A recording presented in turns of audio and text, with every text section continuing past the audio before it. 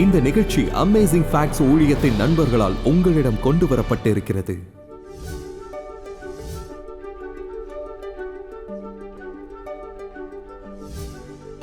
கிறிஸ்தவர்கள் கிறிஸ்துவை பின்பற்ற முயற்சிக்க வேண்டும். கிறிஸ்துவின் தன்மையை கொண்டிருக்க வேண்டும். இயேசு எப்படிப்பட்டவர் என்பதை உலகுக்கு பிரதிபலிக்க வேண்டும். அவர் போதனைகளை கைக்கொண்டு பகிர்ந்து கொள்ள வேண்டும். அவரை பின்பற்றுவோர் என்பதற்கு இதுதான் பொருள்.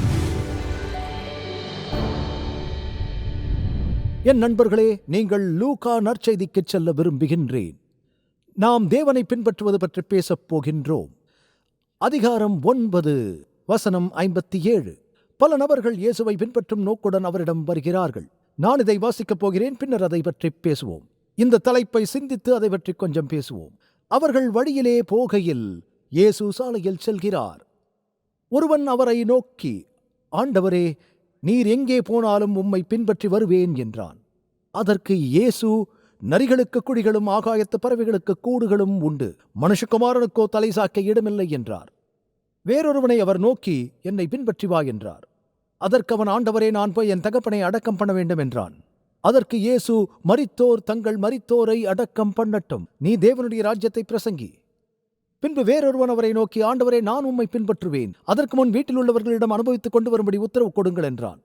அதற்கு இயேசு, கலப்பையின் மேல் தன் கையை வைத்து பின்னிட்டு பார்க்கிற எவனும் தேவனுடைய ராஜ்யத்துக்கு தகுதியுள்ளவன் அல்ல என்றார். எனவே இங்கே 3 ஒப்புமைகள் உள்ளன. இயேசுவை பின்தொடர அழைக்கப்பட்ட மக்களின் சிறு சூழ்நிலைகள். ஒருவர் உண்மையில் தேவனை பின்பற்றும்படி தன்னை ஒப்புக் கொடுக்கிறார். நாம் இயேசுவை பின்பற்ற வேண்டும் என்றால் எப்படிப்பட்ட அர்ப்பணிப்பு நமக்கு தேவை என்பதை இயேசு இங்கு விளக்குகின்றார். ஒரு பெண்ணை பற்றி கேள்விப்பட்டதை நினைவு கூறுகிறேன். அவள் காவல்துறையை அழைத்து, நான் இப்பொழுது என்ன செய்வது? என் வீட்டு கீழ்மாடிக்கு சென்றேன், அங்கு ஒரு பூனை புகுந்து விட்டது, எப்படி வெளியேற்றுவது என்றாள். போலீஸ்காரர், இதை பாருங்கள், இதுபோன்ற ஒவ்வொரு அழைப்பிற்கும் நாங்கள் பதில் சொல்ல முடியாது. நீங்கள் ஒரு ரொட்டியை எடுத்துக் கொள்ளுங்கள், அதை துண்டு துண்டாக வெட்டிக் கொள்ளுங்கள், படியில் ஒரு சிறு குவியலை வைத்துவிட்டு பின்னர் வரிசையாக சிறு துண்டுகளை வீட்டிற்கு வெளியே செல்லும் வரை ஒரு நேர்கோட்டில் வைத்துவிட்டு வாருங்கள். அந்த பூனை அந்த ரொட்டி துண்டுகளை சாப்பிட்டு அப்படியே வெளியே சென்றுவிடும் என்று சொன்னார். ஓரிரு மணி நேரத்தில் அவள் காவல்துறையை திரும்பவும் அழைத்தாள். என் அடித்தளத்தில் 2 பூனைகள் இப்போது இருக்கிறது என்றாள். வெளியே இருந்த பூனை அந்த ரொட்டி துண்டுகளை சாப்பிட்டு அப்படியே அடித்தளத்திற்கு வந்து விட்டது. இந்த முயற்சி தவறான திசையில் சென்று விட்டது என்றாள். சில நேரங்களில் விசுவாசிகளுக்கும் இது நடக்கும். நாம் தலைகீழாக நடக்கிறோம். இயேசுவின் உண்மையுள்ள சீஷர்களில் ஒருவருக்கு அது நடப்பதை பற்றி நீங்கள் வாசிக்கலாம். இயேசு பேதுருவை அழைத்தபோது, என்னை பின்பற்று என்றார். எல்லாவற்றையும் அப்படியே விட்டுவிட்டு இயேசுவை பின்பற்ற பேதுரு தயாராக இருந்தார். ஆனால் இயேசு பேதுருவை எச்சரித்தார். இப்போது நீ பின்பற்றுவது சீராக இல்லை. மார்க் 14ஆம் அதிகாரத்திற்கு சென்றால் இதை பற்றி நீங்கள் பைபிளில் படிக்கலாம். பேதுரு தூரத்திலே அவருக்கு பின் சென்று பிரதான ஆசாரியனுடைய அரண்மனைக்குள் வந்து சேவகரோடே கூட உட்கார்ந்து நெருப்பண்டையிலே குளிர்காய்ந்து கொண்டிருந்தான். இயேசுவை தண்டிக்க நினைக்கும் ஆசாரியரின் ஊழியர்களோடு இருக்கிறார். அவர் உட்கார்ந்து இயேசுவின் எதிரிகளுடன் கலந்து கொண்டார். அவர்களுடைய நெருப்பில் அவர் குளிர்காய்ந்தார். இப்படித்தான் நிறைய கிறிஸ்தவர்கள் சிக்கலில் சிக்குகிறார்கள். ஏனென்றால் நாம் இயேசுவை தூரத்திலிருந்து பின்பற்ற முயற்சிக்கிறோம், நெருக்கமாக இருக்க விரும்பவில்லை. ஏனென்றால் நம்மை ஏளனம் செய்வார்கள். நாம் உலகத்தாரோடு கலந்து உலகத்தார்களைப் போல் நடந்து கொள்கிறோம். ஏனென்றால் ஒரு கிறிஸ்தவராக இருப்பது பிரபலமற்றது என்று நாம் நினைக்கிறோம். பேதுருவும் ஓரளவு உலகத்தாரால் ஈர்க்கப்படுகிறார். மக்கள் இயேசுவை பாராட்டும் போது பேதுரு கிறிஸ்துவின் பக்கத்தில் இருக்க விரும்பினார். யாக்கோபும் யோவானும் அப்படியே செய்தார்கள். அவர் அற்புதங்களை செய்யும் போது சீடர்கள் அவரையே சுற்றி சுற்றி வந்தனர். அவர் காவலாளிகளாக இருக்க விரும்பினர். ஆனால் அவர்கள் சிலுவைக்கு தூரமாக நின்றதாக வேதம் சொல்கிறது. விசாரணையில் அவரை கைவிட்டு ஓடிவிட்டனர். பேதுரு அவர் கர்த்தரை நேசித்தார், அவரை பின்பற்ற விரும்பினார். ஆனால் அவர் தூரத்திலிருந்து பின்தொடர்ந்தார். அவர்கள் பேதுருவிடம், நீ அவருடைய சீஷர்களில் ஒருவர் அல்லவா? நீங்கள் என்ன பேசுகிறீர்கள் என்று தெரியவில்லை என்று சொல்லி கேள்வியை புறக்கணிக்க முயன்றார். மார்க் 14 69வது வசனத்தில் நீங்கள் வாசிக்கலாம். சற்று நேரத்துக்கு பின்பு மறுபடியும் அருகே நின்றவர்கள் பேதுருவை பார்த்து, மெய்யாகவே நீ அவர்களில் ஒருவன், நீ கலிலேயன், உன் பேச்சு அதற்கு ஒத்திருக்கிறது. இப்போது இந்த நேரத்தில் அவர் அம்பலப்படுத்தப்பட்டதை உணர்ந்தார். ஒரு மாலுமியைப் போல் தனது பழைய வட்டார வழக்கிற்கு திரும்பிச் சென்று அவர் இயேசுவை பின்பற்றுபவர் அல்ல என்பதை நிரூபிக்க முயற்சிக்கிறார். பேது ஒரு முரட்டாட்டமான நபர். அவர் முதலில் கிறிஸ்துவிடம் வந்தபோதும் அவர் கிறிஸ்துவின் காலடியில் மண்டியிட்டு, ஆண்டவரே, நான் பாவியான மனுஷன், நீர் என்னை விட்டு போக வேண்டும் என்று சொன்னார். பேதுரு தனக்கு தெரிந்த அந்த பழைய கெட்ட வார்த்தைகளை எல்லாம் நினைவு கூர்ந்து அவர் சத்தியம் செய்து பின்னர் சபித்து பேசி, நீங்கள் பேசும் மனிதனை பற்றி எனக்கு தெரியாது என்று சொல்லவும் ஆரம்பித்தார். தொடர்ந்து பொய்களை சொல்லி வந்தார். சுவிசேஷத்தில் வாசித்தீர்கள் என்றால் வெளியே சென்று மனம் கசிந்து அழுதார் என்று அது கூறுகிறது. ஆண்டவரே, நான் உங்களை நேசிக்கிறேன், நான் உங்களை பின்தொடர விரும்புகிறேன் என்று நம்மில் சிலர் ஆண்டவரிடம் சொல்லிவிட்டு தூரத்திலிருந்து பின்தொடர நினைத்ததால் கண்ணீர் வடித்தோம். தேவ நியாய தீர்ப்பிற்குள் யோவான் இயேசுவை பின்பற்றினார் என்று வேதம் சொல்கின்றது. யோவான் இயேசுவை மறுக்கவில்லை, ஏனென்றால் அவர் இயேசுவை நேசித்தார் என்பதை மறைக்க முயற்சிக்கவில்லை. இந்த எழுப்புதலில் இருந்து அற்புதமான ஒரு விஷயம் வர முடியுமானால், கிறிஸ்தவர்களாக இருப்பவர்கள் உண்மையில் இயேசுவை பின்பற்ற வேண்டும் என்று நான் நினைக்கின்றேன். கிறிஸ்தவர் என்றால் என்ன? ஒரு கிறிஸ்தவர் இயேசுவின் போதனைகளையும் வாழ்க்கையையும் முன்மாதிரியையும் பின்பற்றுபவர். அவர் நடந்து கொண்டது போலவே நாமும் இந்த பொல்லாத உலகில் நாம் நடக்க வேண்டும் என்பதற்கு அவர் ஒரு முன் உதாரணம் என்று வேதாகமம் சொல்கின்றது. அவருடைய பாதையில் நாம் பின்தொடர வேண்டும். கிறிஸ்தவர்கள் கிறிஸ்துவை பின்பற்ற முயற்சிக்க வேண்டும். இயேசு எப்படிப்பட்டவர் என்பதை உலகுக்கு பிரதிபலிக்க நாம் கிறிஸ்துவின் தன்மையை கொண்டிருக்க வேண்டும். அவர் போதனைகளின்படி வாழவும் மற்றவரிடம் பகிரவும் வேண்டும். அவரை பின்பற்றுபவர் என்பதற்கு அதுதான் பொருள். இதன் பொருள் சுயமறுப்பு, தாழ்மை, இயேசுவின் அர்ப்பணிப்பு, பிதாமீதான அன்பு. இப்போது நாம் முன்பு பார்த்த சில சூழ்நிலைகளை ஆராயப் போகின்றோம். பூமியில் இயேசுவை பின்பற்றுபவர்களுக்கு உலக காரியங்கள் பாதுகாப்பாக அமையாது. அவர் சொன்னது நினைவிருக்கிறதா? ஆண்டவரே, நீங்கள் எங்கு சென்றாலும் நான் பின்தொடர்வேன். அதற்கு இயேசு சொன்னார், நரிகளுக்கு குழிகளும் ஆகாயத்து பறவைகளுக்கு கூடுகளும் உண்டு, மனுஷகுமாரனுக்கோ தலை சாய்க்க இடமில்லை என்றார். சிலர் தேவனை பின்தொடரும் போது அவர்கள் பிரபலமற்றவர்களாக இருக்கக்கூடும் என்று அர்த்தம் என்பதை உணர்கிறார்கள். சிலர் தங்கள் வேலையை இழக்க நேரிடும் என்று அறிவார்கள். அது அவர்களின் வீட்டை அச்சுறுத்தும். மேலும் அவர்கள், நான் இயேசுவை பின்தொடர முடியாது, அதற்கு பலவற்றை நான் இழக்க நேரிடும். பூமிக்குரிய ஆதாயத்திற்காக நீங்கள் என்னை பின்தொடரலாம் என்று நினைத்தால் என்னை பின்பற்ற வேண்டாம் என்று இயேசு சொன்னார். நான் சில முறை என் டிவியை பார்த்து கத்தினேன். ஏனென்றால் நான் சில சமயங்களில் கிறிஸ்தவ நிகழ்ச்சிகளை ஸ்கேன் செய்வேன். மேலும் இந்த செழிப்பு போதகர்கள், நீங்கள் இயேசுவை பின்பற்றினால் நீங்கள் புது வீட்டை பெறப்போகிறீர்கள், குணமடையப் போகிறீர்கள், பெரிய ஜீப்பை பெறப்போகிறீர்கள், நிறைய பணம் இருக்கப் போகிறது, கடன்கள் தீரும் என்பார்கள். இயேசுவை பின்பற்றினால் நீங்கள் கட்டாயம் ஐஸ்வர்யவான்களாக ஆக வேண்டும் என்பார்கள். ஆனால் கிறிஸ்து அதற்கு நேர்மாறாக போதிக்கிறார். அவரை பின்பற்றுவதற்கு ஒரு கிரயம் செலுத்த வேண்டும். இங்கு இயேசு சொன்னார், பாருங்கள், ஒரு பூலோக மாளிகை உங்களுக்கு கிடைக்கும் என்பதற்காக என்னை பின்பற்றினால் எனக்கு இங்கே தலை சாய்க்கக்கூட இடமில்லை என்றார். இயேசுவின் உடுப்பை தவிர தனக்கென்று அவரிடம் வேறு எதுவும் இருக்கவில்லை. அவர் மரித்தபோது அவர்கள் அந்த ஆடைக்காக சூதாடினர். பூமிக்குரிய ஆதாயத்திற்காக நீங்கள் இயேசுவை பின்தொடர்கிறீர்கள் என்றால் நீங்கள் ஏமாற்றமடைய போகிறீர்கள். மற்றொரு விஷயம், இயேசுவை பின்பற்றுபவர்கள் சொல்கிறார்கள், அவர்களுக்கு பூமிக்குரிய உறவுகள் இல்லை. பூமிக்குரிய பாதுகாப்பு மட்டுமல்ல, பூமிக்குரிய உறவுகளும் இல்லை. ஆண்டவரே, முன்பு நான் போய் என் தகப்பனை அடக்கம் பண்ண எனக்கு உத்தரவு கொடுக்க வேண்டும் என்றான். இப்போது ஒரு கிறிஸ்தவராக உங்கள் தந்தையின் இறுதிச் சடங்கிற்கு செல்வதில் தவறு இல்லை. இந்த கதையில் அந்த மனிதன், என்னால் உம்மை பின்தொடர முடியாது, ஏனென்றால் என் தந்தைக்கு முதிர் வயதாகிறது, ஆகவே நான் காத்திருக்க வேண்டும், விவகாரங்களை கவனித்துக் கொள்ள வேண்டும் என்றான். இயேசு, நீ இதுபோன்ற சாக்குகளை கண்டுபிடித்து மற்றவர்களுக்கு முதலிடம் கொடுக்கும் வரை நீ ஒருபோதும் என்னை பின்தொடரப் போவதில்லை என்றார்.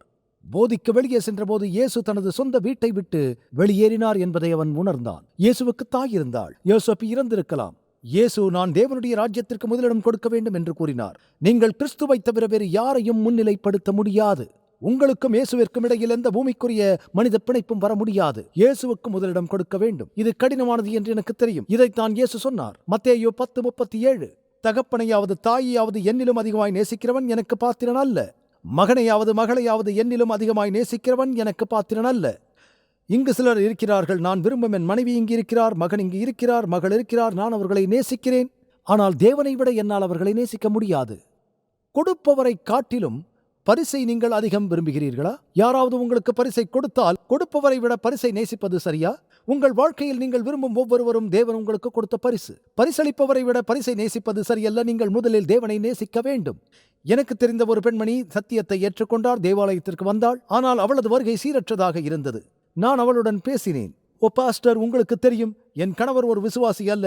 நான் அவருடன் ஷாப்பிங் செல்ல விரும்புகிறேன். நான் இதை செய்ய வேண்டும் என்று அவர் விரும்புகிறார். உங்களுக்கு தெரியும், நான் என் கணவரை நேசிக்கிறேன் என்றாள். கடவுளுடனான தனது உறுதிப்பாட்டை காட்டிலும் அவள் கணவனுக்கு முதலிடம் கொடுத்தாள். அது கடினமானது என்று எனக்கு புரிகிறது. பின்னர் ஒரு நாள் என்னை அழைத்தாள். பாஸ்டர், தயவு செய்து மருத்துவமனைக்கு வர முடியுமா என்றாள். என் கணவர் ஒரு விபத்தில் கிட்டத்தட்ட கொல்லப்பட்டார். அவர் ஐசியூவில் இருக்கிறார் என்று கூறினாள். நான் அவளிடம் சென்றேன். அவளுக்கும் அவளுடைய கணவனுக்கும் ஜெபம் செய்தேன். அவர் அதற்கு பிறகு தேவாலயம் வந்தார். அந்த விபத்தின் போது என்னுடைய கணவர் உயிர் தப்பினார் என்று அவள் கூறினாள். கடவுள் சொன்னார், நீ உன் கணவனுக்கு முதலிடம் கொடுக்கிறாய். நான் மிகவும் மதிப்புமிக்க பாடம் கற்றுக்கொண்டேன் என்றாள். அவள், ஆண்டவரே, நீங்கள் என் கணவரை காப்பாற்றினால் நான் எப்போதும் உங்களுக்கு முதலிடம் கொடுப்பேன் என்றாள். பின்னர் ஒவ்வொரு வாரமும் தேவாலயம் வந்தாள். ஒருபோதும் இயேசுவை விட ஒருவருக்கு முதலிடம் வேண்டாம். பிசாசு எப்போதும் உங்கள் வாழ்க்கையில் யாரையாவது வைத்திருப்பார். ஒரு காதலன், காதலி அல்லது உங்களை இழுக்க முயற்சிக்கும் யாரோ ஒருவர் இருக்கலாம். இது ஒரு கண்ணை பறிப்பது, ஒரு கையை வெட்டுவது, பாதத்தை வெட்டுவது போன்ற கடினமாக இருக்கலாம். ஆனால் நீங்கள் அவரை பின்தொடரப் போகிறீர்கள் என்றால் நீங்கள் பூமிக்குரிய காரியங்களின் மேல் எந்த பந்தமும் வைத்திருக்க முடியாது. இயேசுவை பின்பற்றுபவருக்கு உலக பிரகாரமான சிந்தனை சிதறல்கள் இருக்கக்கூடாது. பின்பு வேறொருவன் அவரை நோக்கி, ஆண்டவரை, உம்மை பின்பற்றுவேன், ஆனால் நான் போய் வீட்டில் இருக்கிறவர்களிடத்தில் அனுபவித்துக் கொண்டு வரும்படி உத்தரவு கொடுக்க வேண்டும் என்றான். அதற்கு இயேசு, கலப்பையின் மேல் தன் கையை வைத்து பின்னிட்டு பார்க்கிற எவனும் தேவனுடைய ராஜ்யத்துக்கு தகுதியுள்ளவன் அல்ல என்றார். இப்போது இயேசு இதை சொல்லும்போது அவர் எலிசாவின் கதையை பற்றி பேசுகிறார். எலியா முதலில் எலிசாவை அழைத்த போது எலிசா எருதுகளோடு நுகத்தை கட்டி உழவு செய்து கொண்டிருந்தான். எலியா எலிசாவிடம் செல்கிறான். அவன் தன் சால்வையை எடுத்து அவன் தோள்களில் வைக்கிறான். அந்நாட்களில் அது ஒரு அடையாளம். அதன்படி அவர் பயிற்சி தீர்க்கதரிசி என்று அழைக்கப்பட்டார். எலியாவுக்கு ஒரு மாற்றாக பயிற்சி கொள்வது என்பது ஒரு பெரிய மரியாதை. ஆனால் எலியா ஒரு ஏழை தீர்க்கதரிசி. அவர் ஒரு பெண்ணின் வீட்டில் வசிக்கிறார் என்றும், பறவைகளால் உணவளிக்கப்படுகிறார் என்றும், குகையில் தங்கி இருப்பதாகவும், அவர் ஒரு ஓடையின் வழியாக வெளியே வருவதாகவும் வேதம் கூறுகிறது. எலியாவுக்கு சம்பத்துகள் இல்லை, ஆனால் தேவனுடைய ஆவி இருந்தது. எலிசா ஒரு பணக்கார குடும்பத்திலிருந்து வந்தவர். அவர் தனது குடும்பத்தினருடன் வயலில் இருக்கிறார் என்றும் 12 நுகத்தடிகள் பூட்டப்பட்ட எருதுகளுடன் உடுகிறார்கள் என்றும் வேதம் கூறுகிறது. நிறைய நிலம் இருக்கிறது. அவர் ஒரு செல்வந்தர். ஆனால் அவர் அந்த கலப்பையை விட்டு விலகி பின்தொடர தயாராக இருந்தார். உண்மையில் கலப்பையை எரித்தார். எலியாவை பின்பற்றினார். ஒருபோதும் தனது குடும்பத்தினரிடம் திரும்பவில்லை. நான் எலியாவை பின்பற்றப் போகிறேன் என்று அவர் சொன்னார். உண்மையில் எலியா பரலோகத்திற்கு எடுத்துக் கொள்ளப்பட்ட போது, என் தகப்பனே, இஸ்ரவேலுக்கு ரதமும் குதிரை வீரருமாய் இருந்தவரே என்றான். அவர் அதை பார்த்ததாக வேதம் கூறுகிறது. அவர் அதை பார்த்தார். எனவே இப்போது அவர் எலியாவின் ஆவியின் இரட்டை அபிஷேகத்தை பெறுகிறார். நண்பர்களே, இது ஒரு நினைவூட்டல். புதிய இதயத்தை பற்றி பேசுகிறோம், எழுப்புதலை பற்றி பேசுகிறோம். இயேசு பரலோகத்திற்கு ஏறுவதற்கு முன்பு என்ன செய்தார்? எலியாவைப் போலவே அவர்களை ஊக்குவிப்பதற்காக அவர் ஒவ்வொரு சீஷர் குழுவிடமும் சென்றார். பின்னர் கிறிஸ்து பரலோகத்திற்கு ஏறினார். பரிசுத்த ஆவியானவரை அனுப்பினார். இந்த கதை எதைத்தான் நமக்கு சொல்கிறது? எலிசா எலியாவின் மீது கண்களை வைத்தது போலவே, இதுபோலவே நாமும் இயேசுவின் மீதும் நம் கண்களை வைத்திருந்தால் இரட்டிப்பான மடங்கு அவருடைய ஆவியை பெறுவோம். நாம் எப்படி இரட்டிப்பான மடங்கு பெறுவது? இயேசு சொன்னார், நான் என் பிதாவினிடத்திற்கு போகிறபடியினால் என்னை விசுவாசிக்கிறவன் நான் செய்கிற கிரியைகளை தானும் செய்வான். கிறிஸ்துவை விட நமக்கு அதிக வல்லமை இருக்கிறது என்பதல்ல, ஆனால் உலகெங்கிலும் நாம் செய்யக்கூடிய ஊழியம் இயேசு இஸ்ரவேலின் பிரதேசத்தில் செய்ததை விட அதிகமாக இருக்கும். இந்த கடைசி நாட்களில் நான் நம்புகிறேன் தேவன் தனது மக்களுக்கு பின்மாரியை விரும்புகிறார் என்று. அது எப்படி நடக்கப் போகிறது? உண்மையில் இயேசுவை பின்பற்றுவதன் அர்த்தத்தை புரிந்து கொள்ள வேண்டும். எனவே எலிசா எந்த பூமிக்குரிய கவனச்சிதறலும் இல்லாமல் பின்தொடர்ந்தார். ஒரு வயதான ஊழியர் மற்றொரு ஊழியரிடம் சொன்னார், ஒரு இளைஞனிடம், உங்கள் தேவாலயத்தை சிறியதாக வைத்திருக்க முயற்சி செய்யுங்கள். இதன் பொருள் என்னவென்றால், சத்தியத்தை பிரசங்கிக்கவும். உங்கள் தேவாலயத்தை பிரபலப்படுத்துவதன் மூலம் அதை வளர்க்க முயற்சிக்காதீர்கள். சத்தியத்தை பிரசங்கி. எங்கும் செல்ல வேண்டாம் நண்பர்களே. இன்னும் சிறிது நேரத்தில் நாம் இன்றைய விளக்க காட்சிக்கு திரும்பப் போகிறோம். இது சத்தியம். கிறிஸ்தவ வாழ்க்கை ஒருபோதும் நிலையாக நிற்பது இல்லை. ஒன்று முன்னோக்கி நகர வேண்டும் அல்லது பின்மாற்றம் அடைய வேண்டும். நீங்கள் கிறிஸ்தவ விசுவாசத்திற்கு புதியவரா? தேவனோடு எப்படி நெருக்கமாக வளர முடியும் என்று யோசிக்கிறீர்களா? அல்லது நீங்கள் பல ஆண்டுகள் விசுவாசியாக இருந்தும் அவருடன் நடப்பதில் தேக்கமடைந்து வருவதை உணர்கிறீர்களா? அல்லது கிறிஸ்தவ பாதையில் முன்னோக்கி நகர இன்னும் ஏதாவது செய்ய முடியுமா என்று யோசிக்கிறீர்களா? அற்புத உண்மைகள் உங்கள் கைகளில் ஒன்றை கொடுக்க விரும்புகின்றன. அது நிச்சயமாக ஒரு வித்தியாசத்தை ஏற்படுத்தும். கிறிஸ்துவிடம் செல்லும் வழி என்ற உன்னதமான புத்தகத்தை உங்களுக்கு அனுப்ப விரும்புகிறோம். இந்த 13 சக்தி வாய்ந்த அதிகாரங்கள் கிறிஸ்தவ வளர்ச்சியின் முக்கியமான கட்டங்களில் ஒரு எழுச்சியூட்டும் பயணத்திற்கு உங்களை அழைத்துச் செல்லும். ஒவ்வொரு முறையும் இந்த புத்தகத்தை நான் படிக்கும் போது அது என்னை தேவனிடம் நெருக்கி ஏவுகிறது. தயங்க வேண்டாம். இப்பொழுதே அழைத்து உங்கள் இலவச நகலை இன்றே பெறுங்கள். பின்னர் நீங்கள் எனக்கு நன்றி சொல்வீர்கள். உங்கள் இலவச நகலை பெற திரையில் காணும் தொலைபேசி எண்ணை அழைத்து சலுகை எண் 369 குறிப்பிடவும் அல்லது இணைய முகவரியை பார்வையிடவும். இந்த நம்ப முடியாத ஆதாரத்தை நீங்கள் படித்த பிறகு உங்கள் நண்பருடன் பகிர்ந்து கொள்ளுங்கள். இன்றைய விளக்க காட்சிக்கு இப்போது திரும்புவோம். மேலும் தேவனுடைய வார்த்தையிலிருந்து இன்னும் சில அற்புதமான உண்மைகளை தெரிந்து கொள்வோம். இயேசுவை பின்பற்றுபவர்கள் தயங்குவதில்லை. மத்தேயு 4:18. இயேசு கலிலேயா கடலோரமாய் நடந்து போகையில் 2 சகோதரராகிய சீமோனும் அவர் சகோதரன் அந்திரேயாவும் கடலில் வலை போட்டுக் கொண்டிருக்கிற போது அவர்கள் மீன் பிடிப்பவர்கள். அவர்களைக் கண்டு என் பின்னே வாருங்கள், உங்களை மனுஷரை பிடிக்கிறவர்களாக்குவேன் என்றார். உடனே அவர்கள் வலைகளை விட்டு அவருக்கு பின் சென்றார்கள். உடனடியாக சென்றார்கள். போகும்போது இன்னும் 2 சகோதரர்களை பார்த்தார்கள். செபதேயின் மகன் யாக்கோபும் சகோதரன் யோவானும் தகப்பனுடன் படகில் இருந்தார்கள். வலைகளை பழுது பார்த்துக் கொண்டிருந்தார்கள். அவர்களைக் கண்டு அவர்களையும் அழைத்தார். உடனே அவர்கள் படகையும் தங்கள் தகப்பனையும் விட்டு அவருக்கு பின் சென்றார்கள். தங்கள் தந்தையை இயேசுவுக்கு மேலே உயர்த்தவில்லை. அவர் மெசியா என்று புரிந்து கொண்டார்கள். இது தேவனின் அழைப்பு என்றார்கள். மத்தேயு 9, அவர் வந்து மத்தேயு வரிச்சாவடியில் அமர்ந்திருப்பதைக் கண்டு என்னை பின்பற்றி வா என்றார். அவர் எழுகிறார். அவர் தனது பணப்பதிவேட்டிலிருந்து எழுந்து இயேசுவை பின்பற்றுகிறார். 2 வார அறிவிப்பை கொடுக்காமல் வேலையிலிருந்து வெளிநடப்பு செய்ய நான் உங்களிடம் கேட்கவில்லை. அதற்கு முன்னுரிமை கொடுக்க வேண்டும் என்று விரும்புகிறார் என்பதை நமக்கு இது தெளிவுபடுத்துகிறது. அவரை பின்தொடருங்கள். யோவான் 1:37. அங்கே யோர்தான் நதியில் இயேசு பேசுவதைக் கேட்ட 2 சீடர்கள் அவர்கள் இயேசுவை பின்தொடர்ந்தார்கள். கிறிஸ்துவை பின்பற்றும்படி அழைக்கப்படுகையில் நாம் உடனடியாக அவரை பின்பற்ற வேண்டும். எனவே பெரும்பாலும் மக்கள் சொல்வார்கள், சரி, நான் கடவுளை எனது அட்டவணையில் பொருத்த முயற்சிக்கிறேன். நீங்கள் ஒரு கிறிஸ்தவராக இருந்தால் தேவன்தான் உங்கள் அட்டவணை. உங்கள் திட்டங்களையும் காலண்டரையும் அவர் முன் வைத்துச் செல்லுங்கள். ஆண்டவரே, ஒவ்வொரு நாளும் ஒவ்வொரு கணமும் நான் உங்களுடையவன். சிலர், சரி, நான் தேவனுக்கு கொடுத்தேன். உங்களுக்கு தெரியும், நான் தேவாலயத்திற்கு சென்றேன். ஒவ்வொரு காலையிலும் 2-3 மணி நேரங்களை அவருக்கு கொடுத்தேன். நீங்கள் ஜெப கூட்டத்திற்கு சென்றிருக்கலாம். மீதமான நேரம் என்னுடையது என்று நீங்கள் நினைக்கலாம். ஏனென்று உங்களுக்கு தெரியுமா, எனக்கும் அதை போல் சம்பவித்திருக்கின்றன. என் நாட்டிலிருந்து வீட்டிற்கு விமானத்தில் வருகிறேன். ஒரு சுவிசேஷ சந்திப்பு நடத்துகிறேன். சில நேரங்களில் பிரசங்கிப்பேன். 20 நாட்களில் 30 முறை கூட நான் பிரசங்கிப்பேன். நான் கர்த்தருக்காக மிகவும் கடினமாக உழைத்தேன் என்று நினைத்தேன். பின்னர் வீட்டிற்கு செல்லும் வழியில் விமானத்தில் தேவன் என்னை ஒருவரோடு உட்கார வைப்பார். ஒரு சிறிய குரல் சொல்லும், இந்த நபரிடம் நீ சாட்சி சொல்ல வேண்டுமோ? ஆண்டவரே, இப்பொழுதுதான் ஊழியத்தை முடித்தேன். நான் இப்போது ஓய்வில் இருக்கிறேன். பரிசுத்த ஆவியானவர் சொல்லுவார், டக், நீ எப்பொழுதும் ஊழியம் செய்ய வேண்டும். நீ என் ஊழியக்காரன். நீ எப்போதும் எனக்காக ஊழியம் செய்ய வேண்டும். எப்போதும். கிறிஸ்தவர்கள் ஓய்வெடுக்கக்கூடாது என்று அர்த்தம் அல்ல. ஓய்வு நாள் என்பதற்கு அதுதான் அர்த்தம். நாம் உடனடியாக அவரை பின்பற்றுகிறோம். நம் அட்டவணையில் பொருத்த முயற்சிக்க கூடாது. கிறிஸ்துவின் சீஷர்களை பற்றி நீங்கள் கற்றுக்கொள்ளும் வேறொரு விஷயம், அவர்கள் இருப்பதைப் போலவே வருகிறார்கள். இப்போது நீங்கள் மார்க் 10ஆம் அத்தியாயத்தில் பார்க்கப் போகும் இந்த கதையை நான் மிகவும் விரும்புகிறேன். இது பர்த்திமேயு, குருட்டு பர்த்திமேயு என்ற இந்த மனிதரை பற்றியது. இயேசு எரிகோ வழியாக செல்கிறார். அங்கே ஒரு குருடனும் இருக்கிறான். உங்களுக்கு தெரியும், உண்மையில் 2 குருடர்கள் இருக்கிறார்கள். மார்க் நற்செய்தியில் நீங்கள் படித்தால் அதில் 2 ஆண்கள் இருக்கிறார்கள் என்று அது கூறுகிறது. ஆனால் அது பர்த்திமேயு என்ற ஒருவரின் பெயரை மாத்திரம் குறிப்பிடுகிறது. ஒரு குழப்பம் இருப்பதாக அவர்கள் உணர்கிறார்கள். உங்களுக்கு தெரியும், நீங்கள் பார்வையற்றவராக இருந்தால் உங்கள் செவிப்புலன் கூர்மையாக இருக்கும் அவன் ஏன் சலசலப்பு, என்ன நடக்கிறது என்கிறான். இயேசு நாசரேத்திலிருந்து வந்திருக்கிறார், விருந்துக்காக எருசலேமுக்கு செல்கிறார் என்கிறார்கள். இயேசு எரிகோவை கடந்து செல்லப் போகிற கடைசி நேரம் இதுவே. அவர் எரிகோவில் உள்ள சகேயுவை சந்தித்த அந்த தருணமும் இதுதான். இப்போது அவர் நகரத்திலிருந்து வெளியேறும் வழியில் இருக்கிறார். இயேசு குருடர்களை முன்பு குணப்படுத்தியதாக பர்த்திமேயு கேள்விப்பட்டார். அதனால் கூட்டம் நெருங்கி வருவதைக் கேட்டு அவர் கூப்பிடுகிறார், தாவீதின் குமாரனே, எனக்கு இரங்கும். அந்த கூட்டத்தின் சத்தத்திற்கு மேலாக தன்னுடைய குரலை உயர்த்துகிறார், தாவீதின் குமாரனே, எனக்கு இரங்கும். தாவீதின் குமாரனே, எனக்கு இரங்கும். இப்படி வைத்துக் கொள்ளுங்கள், இயேசு உங்கள் கண்களை திறக்க முடியும் என்று நீங்கள் நம்பி அவரை சந்திக்கக்கூடிய ஒரே நேரம் இதுதான் என்று உணர்ந்தால், உங்கள் கண்கள் திறக்கப்படுவதற்காக எவ்வளவு சத்தமாக கத்துவீர்கள்.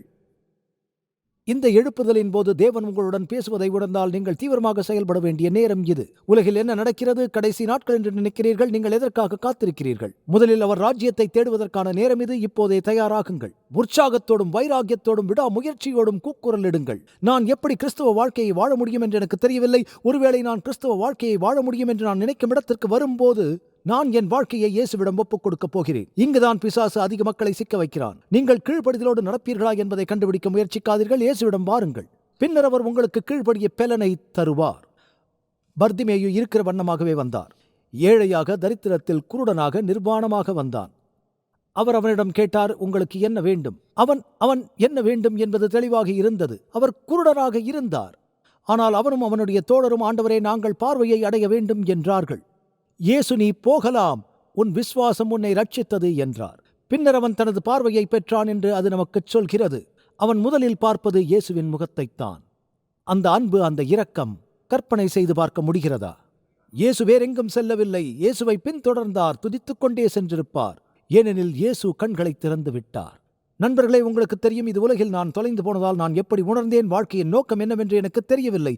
ஆனால் நான் இயேசுவை கண்டதும், ஆஹா, நான் இவ்வளவு நாள் எங்கே இருந்தேன்? இதுதான் வாழ்க்கையின் நோக்கம். நற்செய்திதான் சத்தியம். இந்த உலகில் அர்த்தமுள்ள ஒரே விஷயம் கிறிஸ்தவம், அர்த்தமுள்ள கிறிஸ்தவம்.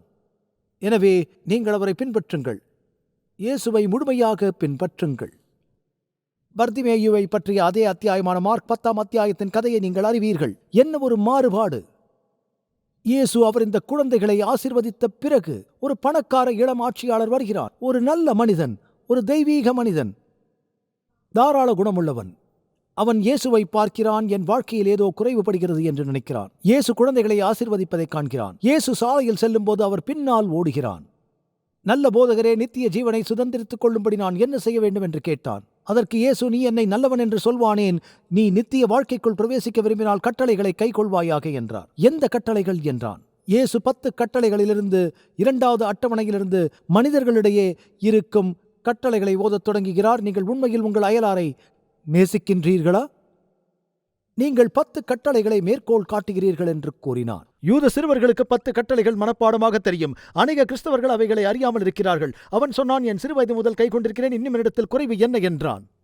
நீ உனக்கு உண்டானவைகளை எல்லாம் விற்று தரித்திரருக்கு கொடு, அப்பொழுது பரலோகத்திலே உனக்கு பொக்கிஷம் உண்டாயிருக்கும். பின்பு சிலுவையை எடுத்துக்கொண்டு என்னை பின்பற்றி வா. இயேசு அப்படி சொன்னபோது அவனுடைய முழுமுகமும் மாறியது.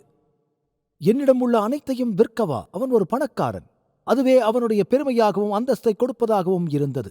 அதையெல்லாம் விற்க வேண்டுமா? அவர், ஆண்டவரே, நான் உங்களை பின்தொடர விரும்புகிறேன் ஆனால் என்று சொல்லிவிட்டு அவன் தன் சிலுவையை எடுத்துக்கொண்டு இயேசுவை பின்தொடர்வதற்கான தியாகத்தை யோசித்து பார்த்தபோது அவன் கிறிஸ்துவை பின்பற்றவில்லை என்று பைபிள் கூறுகிறது. அவனிடம் பெரும் உடைமைகள் இருந்ததால் அவன் சோகமாக இருந்தான். ஐஸ்வர்யம் உள்ளவர்கள் தேவனுடைய ராஜ்யத்தில் பிரவேசிப்பது எவ்வளவு அரிதாயிருக்கிறது என்று இயேசு சீஷர்களுக்கு கூறினார். அவர்கள், ஆண்டவரே, யார் ரட்சிக்கப்பட முடியும் என்றார். அந்த அனுபவத்திற்கு பிறகு பணக்காரரான சகேயு ரட்சிக்கப்படுகிறான் என்பது உங்களுக்கு தெரியும். ஆகவே தேவனால் எல்லாம் கூடும் என்று கர்த்தர் காட்டுகிறார். ஆனால் விஷயங்களை உங்கள் வழியில் கொண்டு செல்ல நீங்கள் முயற்சிக்காதீர்கள். ஐஸ்வர்யம் உங்களை தடுக்க வேண்டாம். 1 தீமோத்தேயு 6:9.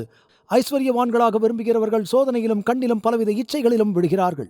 இறுதி குறிப்பு: இயேசு தம் மக்களை பரலோகத்திற்கு அழைத்துச் செல்கிறார் என்று வேதம் கூறுகிறது. மார்க் 10:28. அப்பொழுது பேதுரு அவரை நோக்கி, இதோ, நாங்கள் எல்லாவற்றையும் விட்டு உம்மை பின்பற்றினோமே என்று சொல்லத் தொடங்கினான்.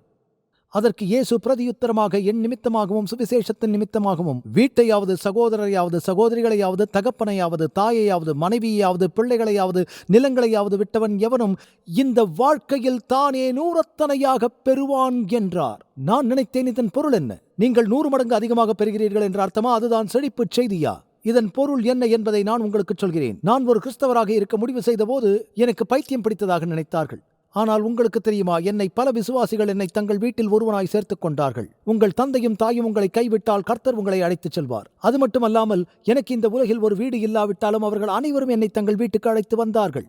கோவெலோவில் உள்ள சிறிய தேவாலயத்தில் நான் சேர்ந்தபோது பல வாரங்களாக ஒவ்வொரு ஞாயிறும் இரவு உணவை சாப்பிட நான் விருப்பப்பட்ட அவர் வீட்டிற்கு சென்றேன். யார் வீட்டிற்கு செல்கிறேன் என்பதை நானே தேர்வு செய்தேன். இது அருமையாக இருந்தது. அங்கு பாட்டிகள், தாத்தாக்கள், குடும்பம் மற்றும் வீடுகள் என்று அனைவரும் எங்கும் இருந்தார்கள். எவருடனும் நான் தங்க முடியும். எனக்கு ஒரு குடும்பம் கிடைத்தது. கேரனும் நானும் செல்லும் போது எங்களுடன் இருங்கள் என்கிறார்கள். சிலர் சீஷெல்ஸில் இருந்து பார்க்கிறார்கள். சற்று நாட்களுக்கு முன்பு அங்கு இருந்தோம். மிகவும் அருமையான இடம். இப்போது நாங்கள் செல்லும் எல்லா இடங்களிலும் எங்களுக்கு குடும்பம் இருக்கிறது. இயேசு, என் ராஜ்யத்தில் உங்களுக்கு ஒரு இடம் உண்டு என்றார். கிறிஸ்து லூக்கா 9:23 ஒருவன் என் பின்னே வர விரும்பினால் அவன் தன்னைத்தான் வெறுத்து தன் சிலுவையை தினமும் எடுத்துக்கொண்டு என்னை பின்பற்ற கடவன். என் நிமித்தமாக தன் ஜீவனை இழந்து போகிறவன் அதை ரட்சித்துக் கொள்ளுவான் என்று கூறினார். ஒரு மனிதனை பற்றிய ஒரு கதையை நான் கேள்விப்பட்டேன். அது கிறிஸ்துமஸ் காலத்தில் நிகழ்ந்தது. அவர் மனைவி தேவன் அவதரித்த கிறிஸ்துமஸ் கதையை குழந்தைகளுக்கு சொல்லிக் கொண்டிருந்தார். அவர் ஒரு விசுவாசி அல்ல. அவரது மனைவி சொன்னார், நீங்கள் அவர்களை ஞாயிறு பள்ளிக்கு அழைத்துச் செல்லலாம், விஷயங்களை நீங்கள் அவர்களுக்கு கற்பிக்கலாம். ஆனால் நான் அதை நம்புவதில்லை. கடவுள் எப்படி ஒரு மனிதனாக மாற முடியும்? ஏன் அவர் மனிதனாக வேண்டும்? அவள் சோகமாக இருந்தாள். ஜெபம் செய்தாள். குழந்தைகளை படுக்க வைத்தாள். அவர் வனாந்திரத்தில் ஒரு பண்ணையில் வசித்து வந்தார். அவர் தனது சிகரெட்டை புகைத்துக் கொண்டிருந்தார். மேலும் அவரது செய்தித்தாளை நெருப்பின் அருகில் படித்துக் கொண்டிருந்தார். திடீரென்று இந்த பயங்கர சத்தத்தை கேட்கிறார். அவர் ஜன்னலை அண்ணாந்து பார்த்தபோது மறுபடியும் ஒரு சத்தம். இந்த பனிப்புயலில் சிக்கியிருந்த வாத்துக்களின் மந்தை ஒன்று தெற்கே பறக்க முயன்றது. அவைகள் பறந்து செல்கையில் அவைகள் வீட்டினுள் எரியும் நெருப்பின் வெப்பத்தை பார்த்து அவை ஜன்னலின் மேல் மோதிக்கொண்டன. நான் அதை நிறுத்த வேண்டும், ஜன்னல்களை உடைக்கப் போகின்றன. அவர் வெளியே சென்றார். இந்த வாத்துக்கள் அனைத்தும் நோக்கமின்றி சுற்றி பறப்பதைக் கண்டார். அவை மோதுகின்றன. சில தரையில் விழுந்தன. அவைகள் சத்தமிட்டுக் கொண்டிருந்தது. எங்கு செல்வது என்று தெரியவில்லை. அவர் நினைக்கிறார், நான் களஞ்சியத்தை திறப்பேன், களஞ்சியத்திற்குள் செல்லட்டும். களஞ்சியத்தை திறந்தார். களஞ்சியத்தில் வெளிச்சத்தை இயக்குகிறார். அவைகள் உள்ளே செல்ல தெரிந்து கொள்ளப் போகிறார்கள் என்று நினைக்கிறார். ஆனால் அவைகள் செல்லவில்லை. அவர் அவைகளுக்கு பின்பாக சென்று களஞ்சியத்திற்குள் அனுப்ப முயற்சிக்கிறார். அது அவைகளை பயமுறுத்துகிறது. பார், களஞ்சியம் சூடாக இருக்கிறது என்று அவைகளுக்கு தெரியப்படுத்த முயற்சிக்கிறார். மேலும் அவர் களஞ்சியத்தில் விளக்கை அசைத்தார். ஆனால் அவைகள் களஞ்சியத்திற்குள் செல்ல மறுத்தது. பின்னர் அந்த மனிதனுக்கு ஒரு யோசனை வந்தது. அவரிடம் ஒரு வாத்து இருந்தது. வாத்து பெட்டகத்திற்கு விரைந்து சென்றார். அவர்களின் குடும்ப வாத்து ஒன்றை பிடித்தார். அதை கையில் எடுத்துக்கொண்டு அந்த காட்டு வாத்துக்களின் பின்னால் ஓடினார். அவர் தனது வாத்தை பறக்க விட்டவுடன் அது மீண்டும் களஞ்சியத்திற்குள் செல்லப் போகிறது என்று அவருக்கு தெரியும். வாத்துக்களை பறக்க விட்டார். எல்லா காட்டு வாத்துக்களின் நடுவே களஞ்சியத்தை நோக்கி பறந்தது. களஞ்சியத்திற்குள் செல்வதை மற்ற வாத்துக்கள் கண்டதும் அவைகள் அதை களஞ்சியத்திற்குள் பின்தொடர்ந்தது. அவர் அவைகளை களஞ்சியத்திற்குள் அடைத்து பனிப்புயலிலிருந்து அவற்றை பாதுகாத்தார். பின்னர் கர்த்தரிடம் பேசினார். அந்த வாத்தை பின்தொடர்ந்ததற்கான காரணம் அது ஒரே இனம் என்பதால்தான். நான் என் மகனை மனிதனாக உலகத்திற்கு அனுப்பியதற்கு காரணம் நீங்கள் உறவு கொள்ள முடியும் என்பதுதான். தேவன் உலகை மிகவும் நேசித்தார், தனது மகனை கொடுத்தார். தேவன் எப்படிப்பட்டவர் என்பதை நமக்கு காட்ட இயேசு உலகத்திற்கு வந்தார். அவர் என்னை கண்டவன் பிதாவை கண்டான் என்றார். நாம் எப்படி வாழ வேண்டும் என்பதையும் தன் வாழ்க்கை மூலமாகவும் போதனைகள் மூலமாகவும் எடுத்துரைக்க வந்தார். எப்படி நேசிக்க வேண்டும், எப்படி நடந்து கொள்ள வேண்டும், எப்படி மன்னிக்க வேண்டும் என்பதை நமக்கு காட்டும்படி வந்தார். நான் உன்னை நேசிக்கிறேன், நீ அழிந்து போவதை விரும்பவில்லை, உன் பாவங்கள் எல்லாவற்றிற்கும் பரிகாரம் செலுத்துகிறேன். நம்முடைய பாவங்களை மன்னிக்க அவர் சிலுவையில் மரித்தார். உங்கள் வாழ்க்கையை முழுவதுமாக இயேசுவிடம் எந்த நிபந்தனையும் இல்லாமல் நீங்கள் இருக்கின்ற வண்ணமாகவே ஒப்புக் கொடுப்பீர்களா? ஒருவரும் அதை தடை செய்யாதபடிக்கு நீங்கள் சொல்லுங்கள், ஆண்டவரே, நீர் எனக்கு இந்த வாழ்க்கையிலும் வரப்போகும் நித்திய வாழ்க்கையிலும் 100 மடங்கு பெருக்கத்தை கொடுக்கிறீர். என்னை ரட்சிக்கும்படி நீர் மரித்தீர். நான் உம்மை நம்புகிறேன். நான் உம்மை 100% பின்பற்ற தயாராக இருக்கிறேன். நீங்கள் வழி தவறினாலோ பேதுரு போன்ற தவறுகளை நீங்கள் செய்தாலோ நீங்கள் உண்மையற்றவர்கள் என்பதை காணலாம். கர்த்தரை மறுதலிக்கலாம். ஆனால் பேதுரு மனம் திரும்பினார். அவர் அழுதார். அவர் மிகவும் பக்தியுள்ள சீடர்களில் ஒருவரானார்.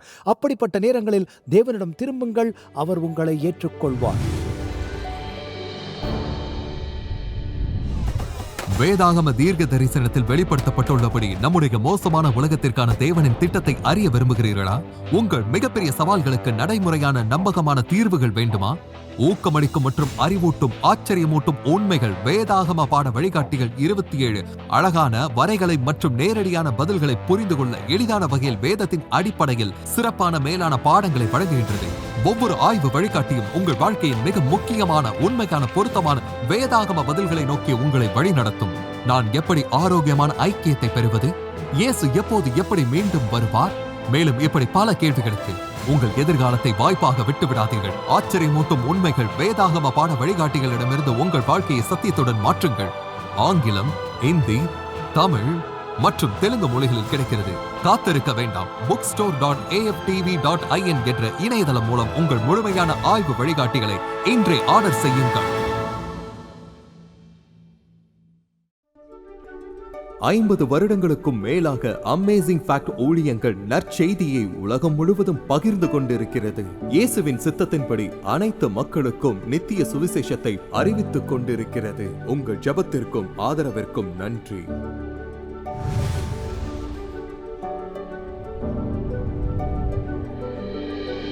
இன்றைய இலவச சலுகையை விண்ணப்பிக்க மறந்து விடாதீர்கள். அது நிச்சயம் ஆசீர்வாதமாக இருக்கும். உங்களது தொடர்ச்சியான ஆதரவுக்கு நன்றி. நாங்கள் இயேசு கிறிஸ்துவின் சுவிசேஷத்தை உலகெங்கிலும் கொண்டு செல்கிறதால் நீங்கள் அடுத்த வாரம் இணைந்திருக்க உதவி செய்து கர்த்தருடைய வேத வார்த்தையில் மூழ்கி அற்புத உண்மைகளை ஆராயச் செய்வோம். இந்த நிகழ்ச்சி அமேசிங் ஃபேக்ட்ஸ் ஊழியத்தின் நண்பர்களால் உங்களிடம் கொண்டு வரப்பட்டிருக்கிறது.